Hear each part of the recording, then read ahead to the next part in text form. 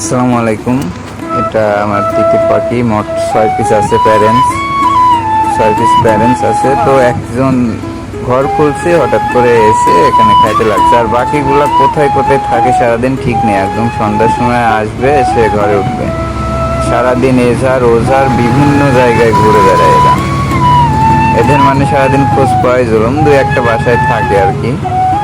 আর এটা খুলছি তো খাইতে চলে আসছে। ব্রয়লার এখানে থাকে তো ওখানে খাইতে আসছে। আর এইগুলা হলো বাচ্চা বাচ্চা মোট 34 পিস বাচ্চা উঠাইছিলাম ডিম দিয়ে। আমাদের বড়গুলা যে ডিম পাইছিল ওইগুলা ডিম দিয়ে 34 পিস বাচ্চা উঠাইছিলাম।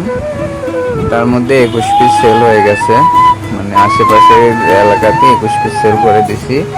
আর এইগুলা নিজে মানে সেল হয়েছিল না, নিজের জন্য রেখে দেওয়া হয়েছে। এগুলার বয়স প্রায় আজ 15 কি 16 দিন এরকম চলে। তো এখানে মোট 13 পিস আছে।